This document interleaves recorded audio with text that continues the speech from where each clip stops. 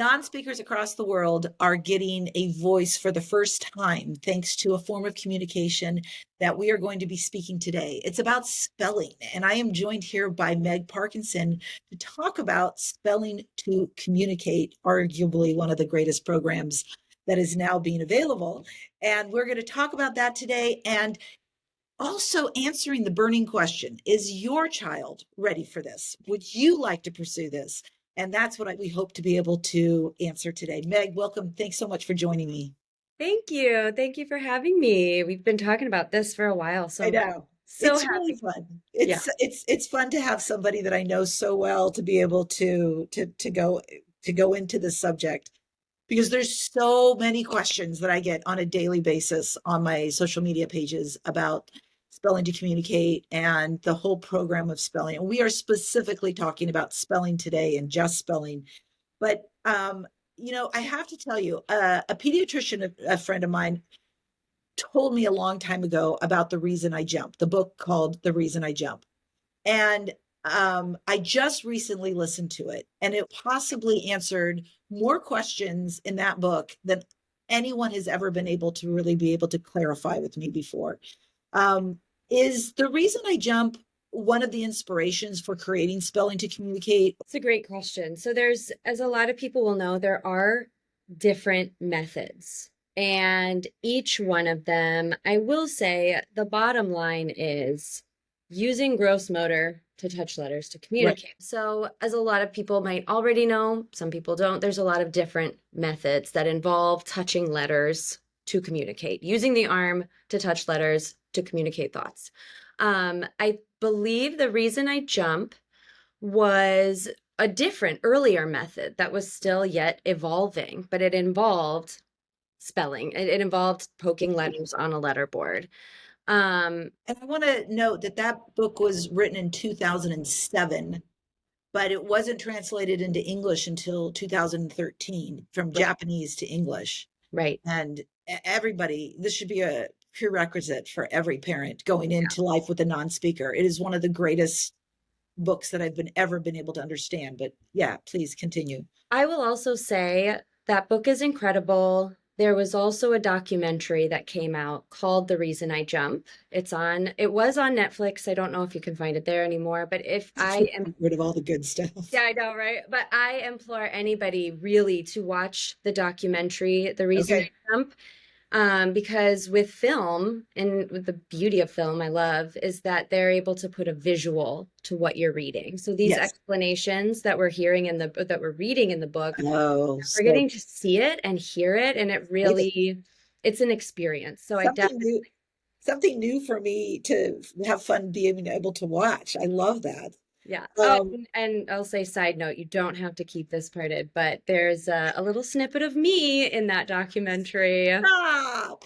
Yeah. Stop. Yeah. Oh my gosh. Well, that's going to be that is totally the reason I'm going to be watching tonight. Oh, I love that. Yeah. It's so Exciting. they followed a group of non-speakers who were trying to live independently in DC.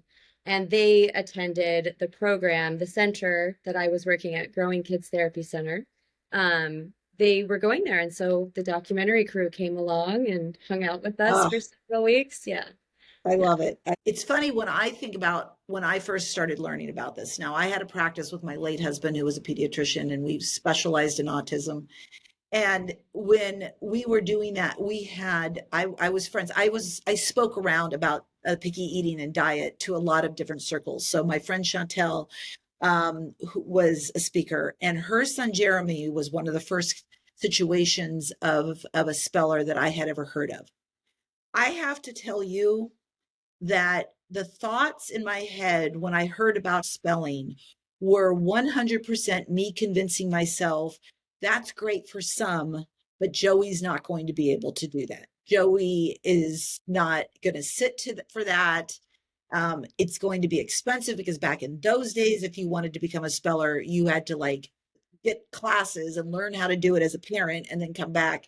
And I'm just like, none of it made sense to me. Um, but the presuming competence is the biggest piece that we have to first talk about, so that people really understand. And in my opinion, of of everything, yes, communicating with my son now is incredible.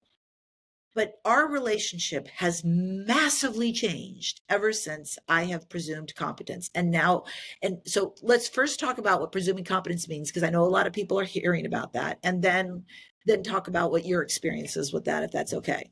Yeah. Well, I do want to say the thought that you had when you were saying this is great for their kid, but Yeah, not mine. That's a really common thought that I've heard a lot of people express to me. And so, presuming competence, what's wonderful about S2C, Spelling to Communicate, and our practitioners is that we work with and want to work with a variety of student profiles, just different types of people. Anybody who's finding a challenge with communicating through traditional means, like speech, come on in. Why not? And that's where presuming competence really comes in. So we operate on the least dangerous assumption. And that's ask yourself this question. We thought he could learn, so we gave him every opportunity, but it turns out he couldn't learn. Versus we didn't think he could learn, so we didn't give him any opportunities, but we found that's out he could. He yeah, actually could learn. that makes so much sense. I mean, what's the harm in assuming they know what's happening? And that's not just true for parents. That's true for teachers and anyone who is working with our kids, even the medical establishment, the way that they speak to our children like they're not even in the room. Right. Like, Right. It's more harmful to assume that someone is not comprehending and not able to learn or not wanting to learn. That causes more harm to someone than giving it a like go, and I think a lot of us we'd want to be on that side, absolutely. of just trying it out. But I will say it's hard for anyone. This was a big shift. S2C, spelling, all of this was a big shift for a lot of people who have heard for years and years and years, your kid isn't capable of these things. So your best bet is to keep them busy. And then here we are, this, group of people. It seems a little radical, but we're like, Actually, actually, why don't we try this out and see what happens? Because more often than not, we start to see really positive results, even if it's not necessarily with the spelling. Yeah, I thought you were crazy the first the first sessions. Like when you guys, because I had your colleague at the first time and then I came into you, and when you started doing these lessons that were so advanced, I thought, what are you guys doing? He doesn't know what this is. And you know why? It's not only the fact that he had never shown me these that he understood before, but it's that eye contact and that sitting for attention that we are so ridiculously conditioned into, that if somebody is talking to you, that you have to make eye contact, that if somebody is talking to you, you have to sit at attention and look at them and pay attention in order to retain. When understanding now that Joey, the worst thing that to make him try to have to comprehend is to make him sit there and stare at you. He's not going to learn unless he's looking off into the distance. Right, he's not going to be able to take in that information if he's not able to do things for his body that feel good and help him feel regulated Right. and safe in a space. And even I, as someone who was in public school, in gen ed, mainstream classes, all of this, I had a hard time sitting at the desk and Yeah. staring at the teacher. It's a Yeah. little weird too to just like stare at someone, I mean, Now and I see that. yeah, Yeah, and absolutely. also I'll say too, it's the lack of opportunity that my students have been given in their earlier years to even try things, because again, when you as a parent are told this isn't going to go very far, you're like, okay, I need to do everything that I can to help. And that means daily things like putting on shoes, zipping up coats. But those are things that my students want to learn how to do, Right. can learn how to do, and feel really good about it once they do. And then we move on to the next thing because those are things that everybody does. It's Right. That's right. autonomy. Yeah. So this is one of the questions that I get asked the most of all the questions that I get is when Joey first started, or did he just like immediately start spelling? And of course, I always tell them it was a good year and a half to 2 years almost before we got open communication. And that's my part in bad is that I think the first year was not really, it was like occasional. It was like maybe once a month, once every other month. We took the summer off. Like it wasn't like a real first year. And then we moved into, because you moved into my city. And when that happened, we were like committed. We are going to go every time. So once that happened, it was about a year. How often does a student sit down with you for the first time and immediately start spelling? Like they've been in there, they've been ready to just have somebody put a letterboard in front of them and now they're ready to go. How often does that happen? It's pretty rare. Yeah, good. I mean, That's what I want the parents to hear. I want to hear that it's rare because they have too big of hopes at the very beginning. Not saying that it's not good to be hopeful. It's just they feel at the beginning like if they're not participating that maybe this is not for them. right. And I will say too, it's pretty rare that someone comes in and sits down and does exactly what we're expecting them to do. And even still, if I do have a day or a session where someone comes in and it's fabulous, and I'm like, wow, this is a surprise, I can usually expect to see a change later on because it's the newness where it's like, oh, I'm in a class and I'm here and I'm going to be told what to do. And then we get comfortable here, and that's when we start to see the challenges, the real challenges that are blocking us from open, reliable, meaningful communication. That is So, very, very interesting. So in Joey's particular situation, after it was a good year of us being able to, I've told this story to my followers many times, but it bears repeating because this is the woman that it happened with. So it makes it more exciting to be able to share it that way. But what happened was his lesson was on deserts. And oh, I get chills because I still remember it like it's yesterday. And the lesson was on deserts. And up until now, basically what happens is Meg reads a lesson, an age appropriate lesson, and he learns things and then he makes answers one word at a time, being able to answer the question that based on the lesson she just taught. So on this particular time, the lesson was on deserts, and she held up a picture of the desert and it was white. And you were so sweet, Meg. You were having this conversation with him about it because you're saying, I don't know, Joey, this it's it's white, so it looks like snow, but it's the desert. So you think it's snow or do you think it's just white sand? And Joey answered, it's salt. And I remember you had to do it again because we were just like, wait, did he just smell salt?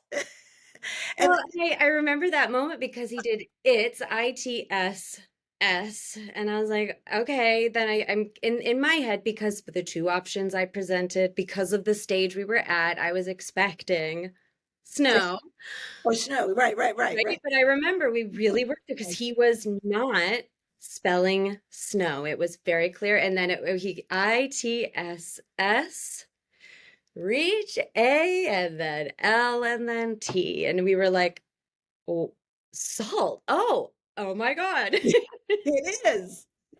Yeah. And I think the following session he came in and you picked up the board and he said, "Hi, Meg," and, and so he wanted to show he was ready for open communication. I think is what the time was. Yeah, and that's something that I kind of explain to parents, practitioners in training, which is when we use the right tools and we're teaching the skills and we're doing it consistently, that ability to control his arm, to poke the letters he intends to poke, Right, the right. thoughts that are in his mind, if I've taught those skills, that should be able to happen organically. And that's my favorite moment is when I say, which lesson do you want today? This or this? And he's like, hi.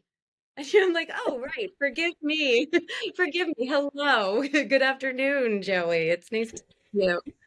So, and of course, it's more than just hi. It's like, hi, Meg, or something like that. The But the interesting thing as a parent, and I'm sure there's other parents who feel the same way, is that at that moment, your entire world has just gone upside down. Like you are in this, you have entered a whole new chapter of your life from at that moment.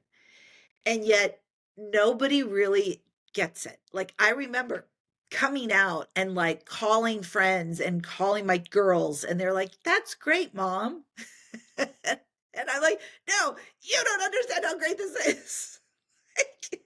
right, I know. It's like, you're like, this was huge. And And then it wasn't for like, and Jesse's a great example of that because Jessie and I are really close, and she was always like, she was interested. She thought that was great. But it wasn't until she sat in your office and watched him so intentionally hit letter by letter that she 100% grasped how huge it is and how, what a big beginning that is. So right. witnessing it is a big integral part of understanding it. Right. And I will also say too, going back to your point of when how often does someone just come in here and sit down and spell these beautiful things, and I say it's rare. Another, thing I want people to understand is how much effort it actually takes to control an apraxic body, so a body that's unable to control purposeful motor and is just responding to impulses, Yes. reflexes, all this external Yes. stuff. It is so difficult. It takes a lot of effort to be able to poke those letters. And so it takes time, and that's why I love hearing what everybody's different moment was. And so I love that for us and for Joey, it was salt. Our word is salt. And we're just, Oh, it was like the word that started it all. It was so good. yeah. I want to talk about apraxia because apraxia is everything here. I mean, this is I had heard the word back, when John was working with his medical in his medical world of patients, but I don't think I fully understood it and what apraxia is. And I think we need to talk about apraxia because that's part of why the reason I jump really helped me understand apraxia and what that brain body disconnect is, what it means. I remember hearing a story by when JB Hanley had a podcast. I was listening to it, and they were talking about a mom and her daughter, older daughter, and her daughter was a speller, and the mom went out to get some ice in a hotel room and forgot her key and came back and the door had closed. So she was knocking on the door for the girl to open the door. And she didn't. The mom eventually had to go down and to the lobby and get a key. The interesting thing is later on she spelled, "I heard you. I knew I had to go open the door to let you in, but my body would not move." To me, that gives me such a visual of the challenges that are involved when it comes to what your brain is doing, what your body is doing. And that's really the whole reason that S2C was level wise. I don't think you necessarily call them levels, but the progression has to go in a particular order because it's working with the apraxia. Can you tell us more about that? Yeah. So apraxia is, just think about it as like a dropped call. You got bad cell reception.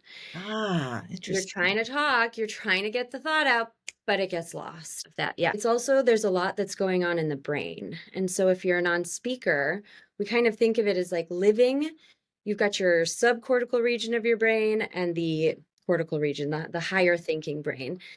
If you are a sensory seeking and you've got really interesting proprioception experiences and that's going on, and when you are apraxic, that also means that the sensations in your body is different too. Your sensory experience is different. So you're kind of living in the deep survival fight or flight part of your brain. We call that like the lizard brain. So that's why we see impulsive movements or reflexive movements, or we're easily distracted, or stuff going on in the gut is a lot more intense. Stuff in the body is more Right. intense. The feeling of clothes, there's just a lot going on. And apraxia, when you're unable to control your body in a purposeful way, you're at the whim of just these signals firing off. Yes. Yes, absolutely. And with those signals, they they can be so frustrating for the individual to mentally know that they want their body and things and everything to do something or not do something, because this is the reason Joey stuffs his arms in his coat or his shirts, is he has like a compulsive action of hitting his head, and he doesn't want to hit his head, and he knows his apraxia will make it him hit his head, and he's afraid of that. So he figures if he ties up his arms, then he won't be tempted. And that is, so it can be something that you want the body to do or something that you want the body not to do. Absolutely. So I've got, kind of two sides to this too. So those movements, like I said, we're impulsive and reflexive motor. Those are two types of motor that are unplanned, and that's the fight or flight, the survival. Right. There's also a lot of emotion involved in that too. So I can imagine, if I was just hanging out in my hotel room and relaxing and I realized my partner left his key and I hear bang, bang, bang on the door, I'm like startled a bit. There's kind of an emotion. And for some people, we're going to go straight to it and figure it out. We're going to freeze up for a second. Or, so I can see how that young woman could have been surprised by it and then locked in her body and not able to move. That's a really common thing that we see too. So if there's emotion involved Right. with S2C and communication, there's a lot riding on that no matter what. So there's going to be a lot of emotion and impulsive motor and unplanned stuff happening. But what we try to do with educational content, so there's always a lesson involved. What we're doing is trying to get us out of that lizard brain into what I've kind of just nicknamed myself our like scholar brain, the higher thinking brain, where we're safe and we know that we're in a calm, a relaxed environment where we don't need to react to all of this stimuli, because that's all it is it's just stimuli. I mean, I shouldn't say it's just. I don't know what that might feel like for someone, Right. but that's what we're attempting to do with S2C and gain that control of their bodies. It's interesting when it comes to apraxia, because one thing that I'm fascinated about, so if it is in fact mostly apraxia, then we're not just looking at autism here. We're looking at a lot of other brain body disconnects. And so like even like with stroke victims, is spelling, has that ever been an option for those that are stroke victims? This S2C is open to anybody who has issues with traditional means of communication like Right. speech. So Right. it really just depends on the individual, their family saying, I think we want to take a try at this. So there are individuals we've worked with who have other types of syndromes and things that are going on that aren't just autism. That's why we use the term non-speaking. It's first, I think we've gotten into like the Latin and everything, but it's speech. It's the motor that's the issue.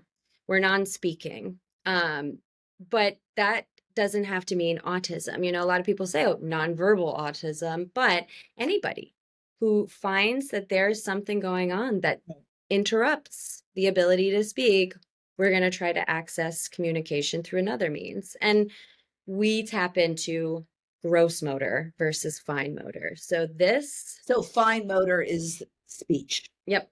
and then Yeah, this is the gross motor. this is gross motor. So if we notice if there are other families out there, you notice you have your kid who's really good at hockey or these different kinds of big coordinated skills, it's because gross motor is easier to control. So that's the whole arm and shoulder to touch the letters. That's the gross motor that we utilize to help communication versus motor, or Right. even just sign language is this Right. also very fine motor too. It is. That makes a lot of sense to me. Yeah, so this is so interesting because I am starting to understand more because that's the big question that people have is about why is spelling easier than speech? And speech requires, tell me more, like what does speech require in order for us to be able to formulate a word? Right. My favorite example is the word buttercup. Think Okay. of there are at least two lip sounds that I can count, buh Yeah. and puh. We're still touching our lips together, but you're doing something so different that we don't even recognize that's giving us the difference between buh and Okay. puh. So, and then we have butter, your R, you're coming up for this, and cup. So that just I would say to anybody, think of all these different words, take any word and say it slowly to see all the movements that your mouth has to make that involve your cheeks as well, your tongue, your jaw, your lips, everything. Right. And also your voice, your throat control. That's another thing. So I'll work with students who cannot stop talking. And a lot of that is there's some, sensation they're getting from this, but that's another thing too with apraxia. It's hard to initiate motor, to slow it down, and it's also hard to stop it once you've gotten going. Right. So all of that. But speech, sign language, even typing with our fingers like this. And I will say the fine motor that we utilize in S2C is working with the eyes. We're trying to do hand-eye coordination. Look at your letter first and then touch. That's probably the hardest one that we And, work on. and that's part of why what it improved for us when we really started getting more paragraphs out of Joey was after we started vision therapy, because once he started getting the exercises with his eyes, he was able to spell at a much faster rate. And I just took him yesterday. I don't normally go with him. His caregiver takes him, but I was with him yesterday, and it was just so fun to see how far he's come and getting, they practice all this reaching, which is super fun to do. When he used to hit the board, he would hit a letter and then he would put his hand down and then hit a letter and then put his hand down. And now he's so cute. He goes, doot, doot. It's like, I Yeah, I was it's gonna say the moment that because like I said, we give the tools and we're teaching and we're working and and we stay consistent. But it was after Joey started vision therapy where I saw a very distinct, he poked in and he came back out very yeah, sharp. And I was like, yes, yes. that's what we've been working on. But it was taking that and there's a new spin on it. So he's learning that skill in his vision therapy because he has to do the same thing. And he was like, it kind of transferred over. He's like, I know that I'm supposed to do this and I know how Yeah. to do it. Yeah. So, another reason that a lot of parents may be concerned, and this was certainly one of my big ones as to why they didn't think it was going to be for them, is, and you remember the early days with Joey and the dysregulation that we would endure during a class. And it's hard for a parent to, in my case, when you first started, I had to drive 5 hours to see you. And you drive all this way, you pay money because this is their business, and maybe he would attend for 10 minutes, and that's tough for a lot of parents. But the dysregulation gradually just got less and less, and I think part of it is he was starting to get more comfortable with his ability, but it is frustrating. And so do you see that a lot? Do you see a lot, it's really tough for the kids when they just cannot sit still for long enough to attend to a lesson? Yeah. And I'll say, I think what was really important for me, because you had mentioned it's a business as well. Yeah. And something that I've incorporated into mine is just it's this little agreement. It's mostly just to express that when you come here and you're with me, this is our time together. Every single bit of it is worthwhile. And not only am I trying to teach you something, but you all are teaching me something too. So we drive all this time, we have this time together, but I'm using that time in the session to just absorb everything I'm seeing, try all these different things out. And if it's only we're attending to 10 minutes, that's fine. I'm going to take the rest of my 40 minutes with you guys and I'll teach you and I'll explain to you what these different things are. And then maybe we'll try to play a game. I do a lot of stuff off the letterboards too, because Right. we can't. We did a lot of vision practice, just Yep. doing this kind of movement and things like Yep. that for a Yep. while And I too. remember we would like pull things off the wall and put them here. We had tried some of that too. Right.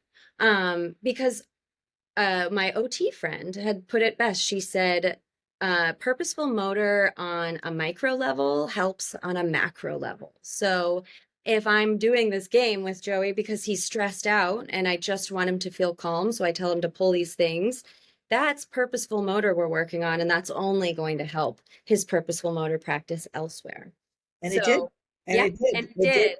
And And so I'll just say all of it is a learning opportunity. So even if you've got one word that you spelled in this whole session, there's still a lot we're going to talk about. I wanted to say too, it was hard for Joey and then he got used to it, but a part of that also is because I built a relationship with him. I built a relationship with you guys, and that's what I do with every one of my students. It's a huge pillar to this practice is building a trusting and respectful relationship with my students because I want someone to be happy coming in here. I know at first there's going to be moments where it feels very stressful coming in here because this is new and this is challenging and it's scary. But if you get in here, I'm going to do whatever it takes to make you feel calm and safe and regulated so that we leave on a happy note. And then you notice you can keep coming back because this is good here. Nobody's pushing you. But I just have this agreement that says however our session goes, we're going to leave it with valuable information because every moment we have together is valuable, especially to me as a practitioner. But that's also because I need to get to know your children. I need to get to know who they are, as well as you, the parents, to be sure that we get to a place where we're seeing open communication. If we don't have that, it's just gonna be even more challenging to get to that. yeah, and you do know Joey extremely well. And Joey feels extremely comfortable because he also knows what's going to be expected of him. I mean, when he's done, he's done. But And he's good with that now because he knows that we'll respect that and we're not yeah, going to say no, you yeah. still have this time. He's like, Right. And but there's been interesting times, Meg, where you could just sense he was struggling. So you brought into the open communication, let's let him talk about this. Like what's going on? And one time he said, his insides were all a mess. And right.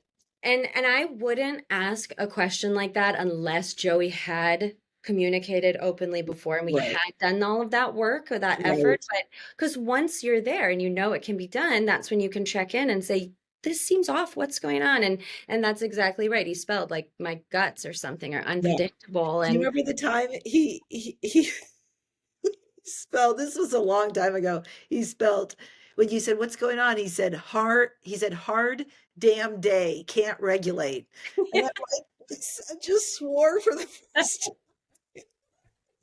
I was so excited to use the word damn. I was like, that's all right. Tell it like it is, I Joe. know, right? I had one girl ask she was spelling something and then she stopped and said, may I use a swear word?" And I looked at her mom and mom's like, okay. We were like, okay. And she did, she went for it. I mean, and I was like, why not, Let it, We're that's happy to hear yeah. anything. Yeah, right? Yeah. Um, so w- another question that I get all the time on social media. One is, why do you have to hold the board up? And secondly, why can't they just go to a keyboard? So take it away. There's the progression, like we talked about, there's a hierarchy. And the reason we do that is because, at first, I'm going to say this right here is a lot easier on our eyes. So for those people who are just listening to this, Yeah. she's holding up a spell board that only has 9 letters on it. It's divided, it's basically the alphabet is divided into 3 different boards so Right. that it's fewer choices that have to be made. And if you're asking a question where you know the answer, you can hold it up one by one. And this isn't possible for open communication, but it's perfect when they're first start learning. Right. We do use, they're called like the 3 boards, and so it's A to I, J to R, S to Z, and they're just stencils, and someone can hold a pencil and poke the letter with their pencil. Right. So this is easy. This is what we use in the beginning stage until we prompt a lot. There's a lot of prompting, and there has to be, as with learning anything new, we're prompting. I mean, I would say to anybody who uses YouTube to help them figure out something, how to do at home, that's a prompt, you know? So what we're doing here is no different. So let's not put such high standards on our people, you know, with disabilities. So huge. So Okay, that is one of the biggest ones of all, is like why they expect it to be. I mean, especially everything that we learn to do, we use some sort of a progression of how we learn to do it. right. If you're, so yeah, that's really, really important. When you learn how to play an instrument, you start with the basic notes and then you get into it. So anyway, we start with the 3 stencils, the 3 boards. They can also be sensory, so they're not stencils. You just use your finger, but that's different.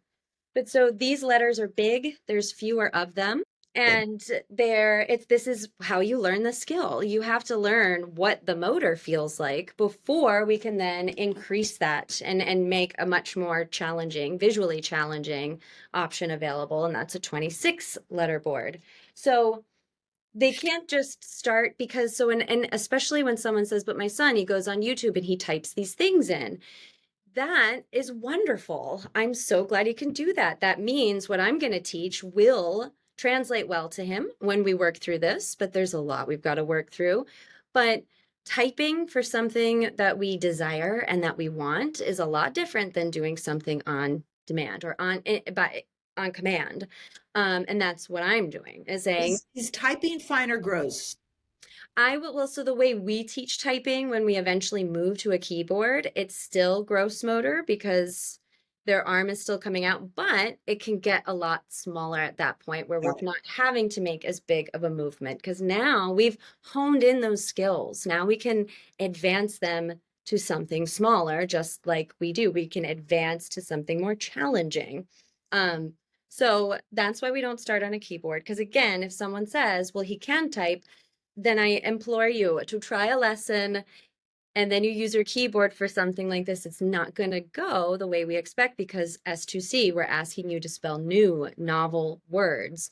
Because to learn something purposeful, to learn purposeful motor, it has to be something new and novel. Someone says, spell your name. That's going to be so easy. We know our name. He's been taught and told how to spell his name for years and years. It's been ingrained. Or if they're like, well, he really loves Disney characters, so can't you read about Disney characters? Well, he's already going to know about all of those. So I run the risk of that spelling being automatic motor. Automatic is something that's overlearned. And if I always say, if it looks too good to be true, it usually is, So for example, I'm working with someone who is fluent, but he had some speech and every now and then it was unreliable, but he was spelling the word electron and he did ELECTR and then very quickly ICITY. Electricity. That was an overlearned automatic word. It happened very fast. And I knew that was an automatic thing that happened. So when someone spells on a board like mom, go home, it's automatic and it's overlearned and it's not reliable. What I'm trying to do is push beyond that so that when there is spelling that's coming out, we know it's reliable and it's intentional. Because also when we advance and we gain fluency with open communication, you're going to see the language is way different than just some of those stock responses that we get a lot, like go home or this, the conversation, just like I said, the language will be rich and different. And because the way we have put it and the way it's been described to me is if someone's just listening and taking in all this information, right, the words that come out, that's what they intend to spell, and we respect it and we take it seriously, and but it's more meaningful, right? If you've waited a really long time to get that thought out, you're probably going to choose those words really wisely. It's always different than what you're seeing. So we build up to that, though, like any skill. But it's communication.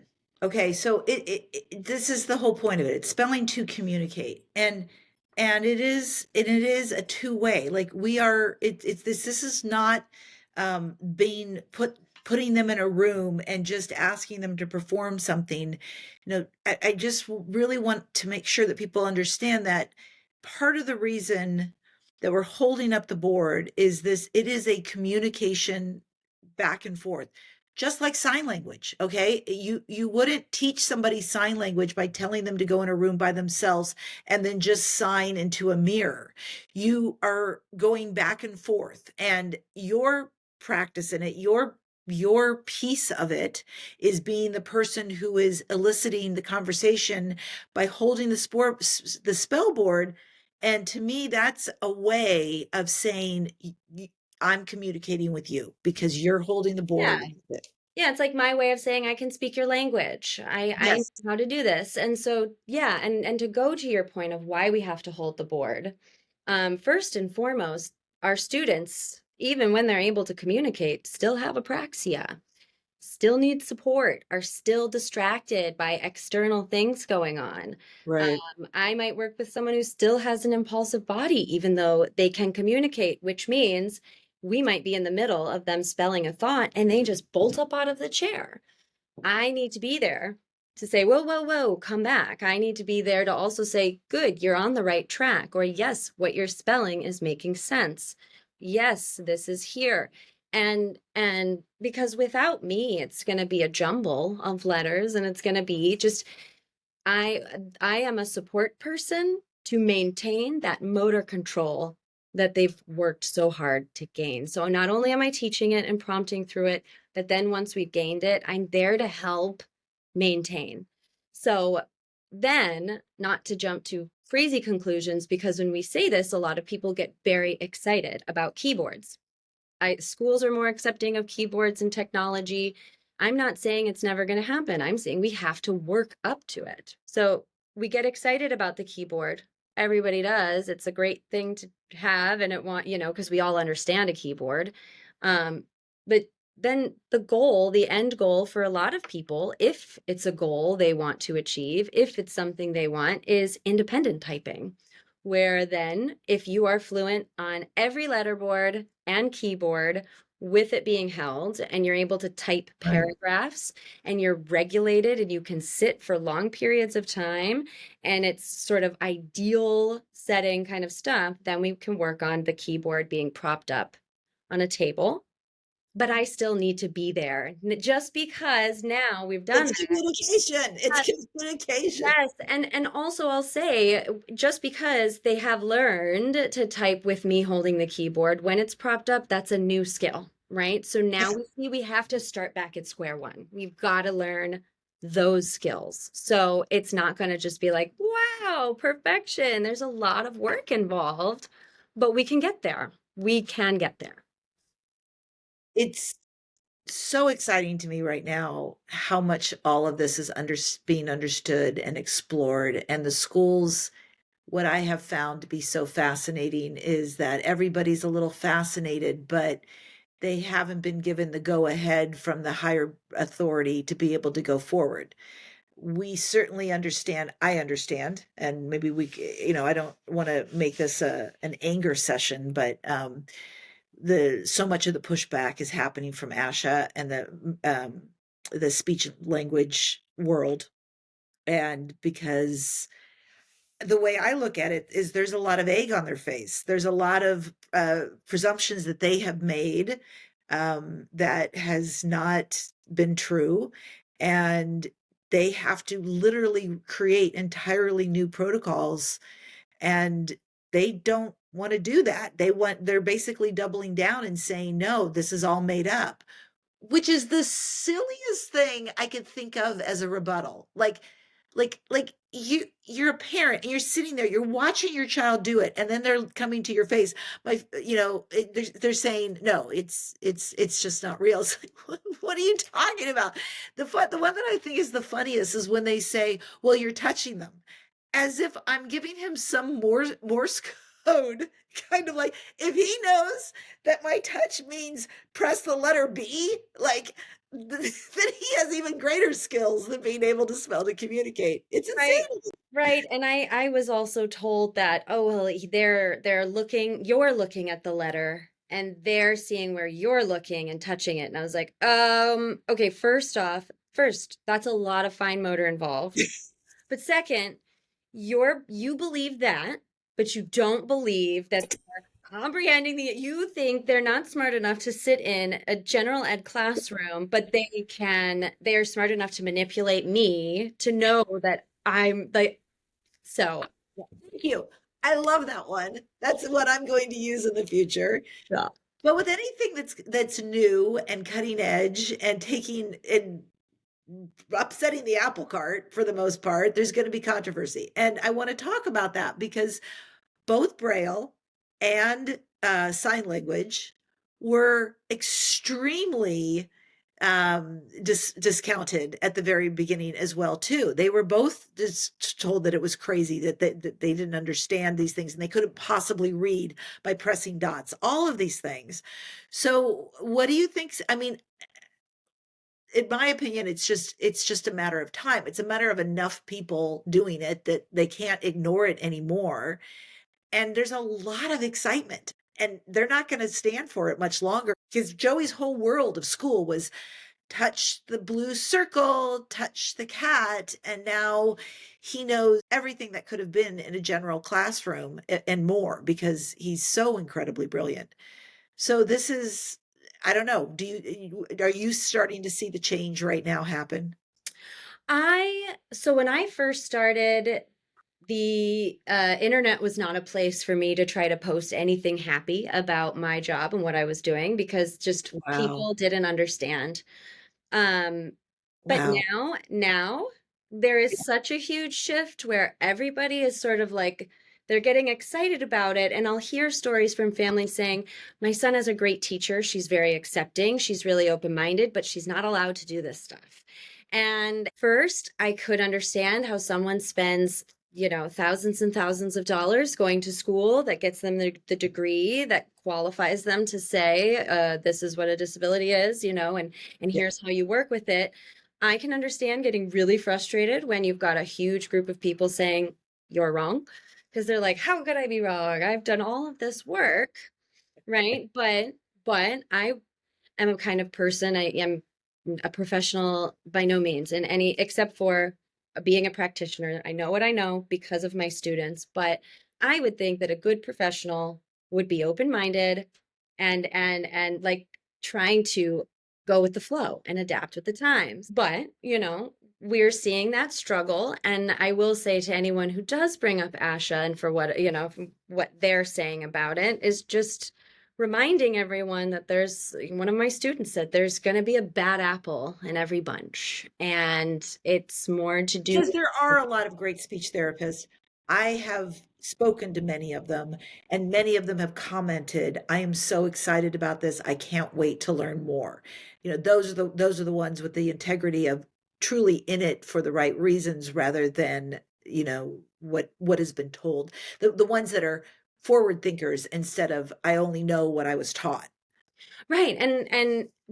But to say with the bad apples, that's meaning Ash's statement of saying this is fake, this isn't real. It's based on bad science, bad research. And this field, S2C, Spelling to Communicate, I ask the nonprofit that trains practitioners, they are always working to get the research done to prove otherwise, to prove why this is effective. And that's kind of what makes this such a big deal. What S2C, Spelling to Communicate, it makes it such a big deal because there's people out there who are doing the real deal when it comes to data collection to Yeah. see, Yeah. but it's different Let's than how everyone let's wants us to yeah, collect data. and it is different now. Let's talk about this data collection because you cannot expect. Well, Kai Dickinson says it best. You can't expect. Jane Goodall went into the forest to study the chimpanzee's behavior in the forest. You want to go study fireflies, you have to go into the to the areas where the fireflies are living. You cannot bring either of these things into a lab and expect to have the right results. It's kind of crazy the way people's minds are thinking when it comes to the uncredibility that they want to hold on for because they just can't believe that this is actually happening. Right. And I'll say so far in the past, when anybody's intelligence has been tested, let's say, right, they all involve motor. Every test to, prove when you're little, they all involve motor, touching something, circling something, doing something. When you have apraxia, that's already difficult to do and get it right. So that's why we see the results that we do. Other than that too, then remember, with the apraxia, with the brain body disconnect, there's a lot of emotion involved and anxiety involved when we know this is a test that's being taken or this is what's going on. So all of it is designed for failure. But yeah, like the research that has been done with the eye tracking study and all of these different things, these studies are done in an environment where the speller feels safe and where they've always gone to do it. And it was at a center where they would have a weekly session with their person or with a person they knew very well. And again, it just shows with lots of different people how those results were just unlike anything anyone. We were expecting it. We just didn't know what to expect, but it was wonderful. That's so good. A lot of people with apraxia will say they don't know where their hands end. They don't necessarily feel their hands. They don't see where this is kind of happening. It's the whole proprioceptive piece. Is that correct? I think that's what it is. And they don't know, like a lot of times we'll say they have to wear heavy shoes in order to even feel their feet. Joey likes to wear gloves a lot because the gloves help him feel his hands. So when in understanding that, it makes total sense to me that when Joey is spelling, that for us, me sitting next to him and kind of putting my body up to him and even just having a hand on him, I understand S2C wants to have the evidence that no, these are individuals that can spell without touching. And I really respect that they need to have that data in order for it to come through. And we will fully get there. I have no doubt whatsoever. But I think it is important that parents understand that data collection is one thing, but this is still your child. And that if it helps to just put your arm next to their arm so that they can feel where their body is ending, I struggle with anybody making a requirement that they have to be on their own. But I Well, get where you're headed. well, and I'll just say too, we know Joey could spell because I'm not touching him, and that's a Exactly. huge factor of this. I am not. I don't know the answers half the time, by Yeah, the way. I mean, and so The answers. I don't sometimes he uses words I have no idea. oh, Not for me. right. I mean, and I would be a lot different. It would be a lot different if I were supporting his arm or even Yeah. had a hand on his shoulder. Right. But first, I do want to say, like you said, we notice when Joey's sitting, he likes to have his legs crossed too. It's individuals when they're walking in big rooms, they tend to lean their whole bodies along a wall to walk because they can feel where they are in space. It's exactly like how when we wake up in the middle of the night to use the bathroom, we kind of walk around like this because we're using our senses, our other senses, when one is not there. Something else, something else kicks in and helps us out. But another part of this too, and when we're starting these sessions, the very first, however long it can be, I'm trying to help you build the skill to be able to do this. And so we're going to do a lot of things that help you get to that. And then once I've helped you get to that, then we're going to slowly start to fade those things away. And I will say, I have had sessions with Joey where when you weren't there, and he did a fantastic job. We had kind of the usual what we have, but I mean, we had a great session. And so the spelling was a little different, but that's again because here was a new challenge. This was a body kind of sensory challenge, and we wanted to keep working to push through it. And he did fabulous. Yeah, So, you did. what I always want to remind people of is that just like with the prompting, I fade it out. Just like with those accommodations to help someone get to a part, if it's an issue, we can work on fading it out. It doesn't have to exist. So, because, well, the reason we have to fade out our prompting in S2C is because then we'll all become dependent on it. Even I can become dependent on a prompt. I might keep my hand up even That's though a I good don't need point. to have it Yeah. up. No, Um, that's an important point. And and or I want Joey to spell for people other than just sitting next to, yeah, exactly. I want him to be independent of that. Right, right. That's You want those skills to be strong enough that another person who does this can just hop right on with him and he's good. And because the reality of the situation is there might be an environment where he can't lean on anyone for that support. We just need to communicate something.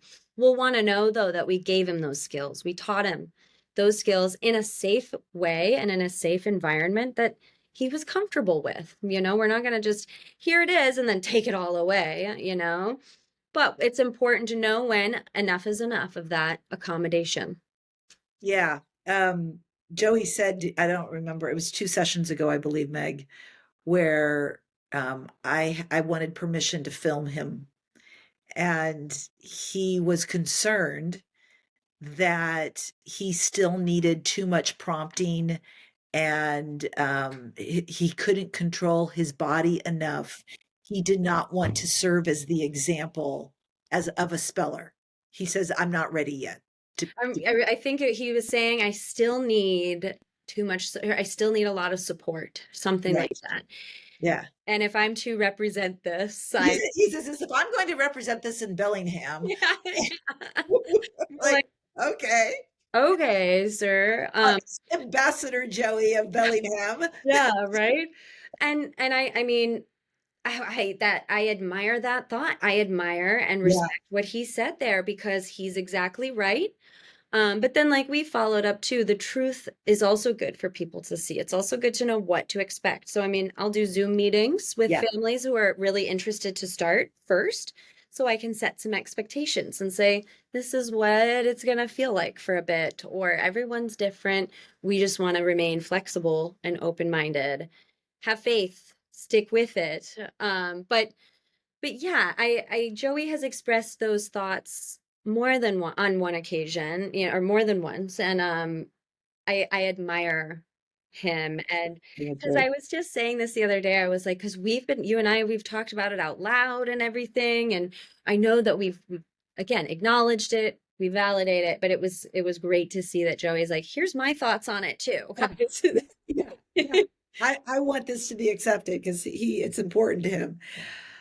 The messages, I know several spellers, and every speller I know is spelling some of the most beautiful messages of love and acceptance and understanding. It's not just this filled with, why the hell did you not believe in me? Every speller I know just is so tremendously kind. Is this one of these things you see commonly, that they're just these Yeah, incredible yeah, individuals? incredibly compassionate.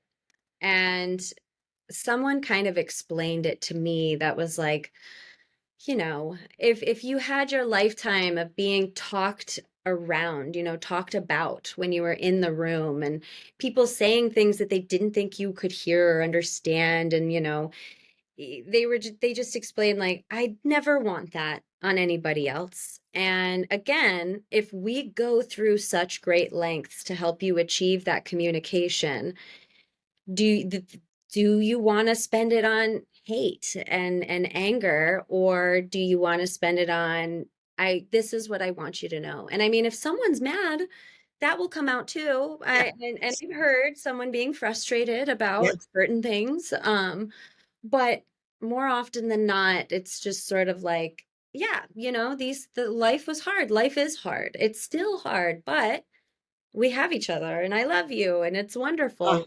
Yeah. messages are so beautiful. It's so great getting to know my son. How, if somebody's listening to this right now and think, I want to be a part of this, maybe they don't have a child affected, but they want to be a part of this. What's involved with becoming a practitioner?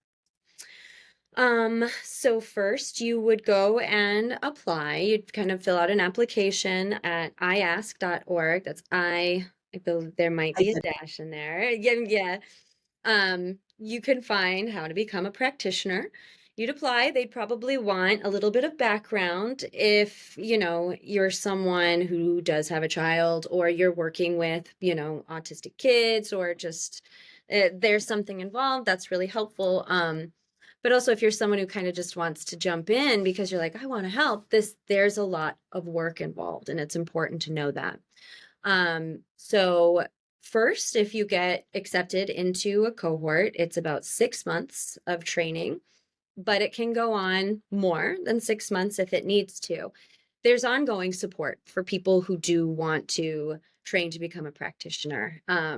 There's all kinds of programs that are there to help them become an actual certified practitioner. So the short of it is 6 months, but what's also involved is you have to work with students, and it's required that you work with somewhat of a variety of student profiles, right, different age ranges, just certain things that are different to show that you as a practitioner can be dynamic.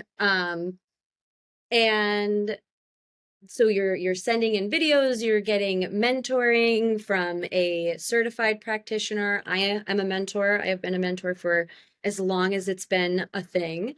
Um, and you are also then sending in videos of you giving talks and spiels. And so that, we know you can answer tough questions. What does this mean? What does that mean? And that you go on an internship and yeah, right. There's a lot involved. yeah. Now, finding a practitioner, that's another part of it too. Does S2C have a list of practitioners? Yeah, so on the IASK website, I think there's kind of like a button you can press. It's find a practitioner, it's the big world map, and you click on your region and just see if there is someone that's there. Like Um, Facebook I've been told, is a good resource as well too to find out because there's lots of spellers groups like in your area, like that you can be a part of the speller group and then they can help tell you who's the practitioners available in your area. yes, absolutely. Definitely stick to those. Find your community that's doing Right. S2C. Look on social media. And there might not be a practitioner in your area, but you could see if there's someone closest to you. Get in contact with them because they might know someone who could be in training in your area.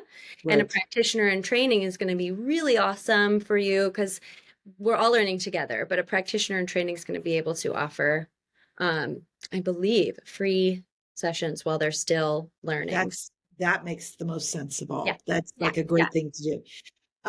A lot, so many parents have said, I live in a rural area. I definitely don't have the money.